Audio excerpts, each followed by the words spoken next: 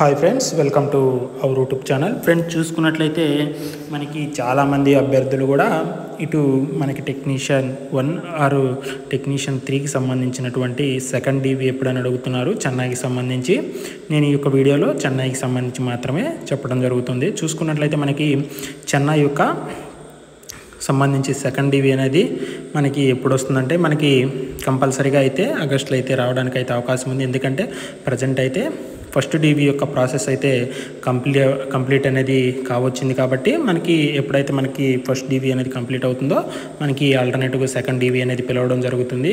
ఒక విషయం గుర్తుపెట్టుకోండి, మనకి ప్రతి నోటిఫికేషన్లో అది ఏ బోర్డులో అయినా సరే మనకి second DV, third DV, fourth DV ఈ విధంగా డీవీలు అనేవి లేకుండా ఏ యొక్క నోటిఫికేషన్ కూడా ఫిల్ అనేది అవ్వదు. అది గుర్తుపెట్టుకోండి. ఎందుకంటే మనకు ఒక నోటిఫికేషన్లో ఇచ్చినటువంటి పోస్టులు అనేవి అదే నోటిఫికేషన్కి సంబంధించినటువంటి కాలంలోనే మొత్తం కూడా ఫిల్ చేయాలి.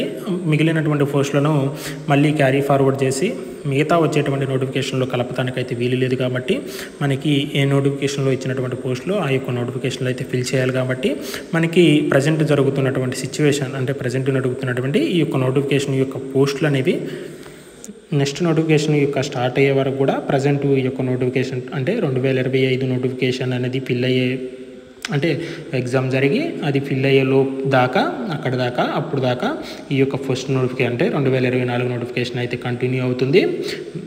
ఈ యొక్క 2024 ఈ యొక్క నోటిఫికేషన్లో చివరి పోస్ట్ వరకు కూడా డీవీలు అయితే పిలవడం జరుగుతుంది. కాబట్టి మనకి మ్యాక్సిమం అయితే సెకండ్ డీవీ అయితే ఆగస్టు సెకండ్ వీక్ అయితే కంపల్సరీగా రావడానికి అయితే అవకాశం ఉంది. ఎందుకంటే ఆగస్టులో అయితే కంపల్సరీగా వస్తుంది. మ్యాక్సిమం అయితే సెకండ్ వీక్ లేదా థర్డ్ వీక్ ఎప్పుడైనా సరే ఆగస్టులో అయితే సెకండ్ డీవీ అనేది వస్తుంది. కాబట్టి ప్రతి ఒక్కరు కూడా తక్కువ పాయింట్లో ఉన్నటువంటి వారికి అయితే కంపల్సరీగా అవకాశం అయితే ఉంటుంది. ఇదైతే గుర్తుపెట్టుకోండి. అదేవిధంగా ఎవరైతే పాయింట్లో దగ్గరకు వచ్చి ఎవరైతే మెరిట్లో అంటే ఫస్ట్ డీవీలో లేరో వాళ్ళకైతే కంపల్సరీగా అయితే అవకాశం ఉంటుంది. కాబట్టి సెకండ్ డీవీలో మీరు దాని గురించి ఆలోచించకుండా ఫర్దర్గా ముందున్నటువంటి నోటిఫికేషన్లు అయినటువంటి ఎన్టీపీసీ కానీ అదేవిధంగా గ్రూప్ డి కానీ అదేవిధంగా మళ్ళీ ఏఎల్పీ పడింది, మళ్ళీ టెక్నీషియన్ పడింది, వీటికి కూడా మీ యొక్క ప్రిపరేషన్ అయితే కంటిన్యూ చేయండి.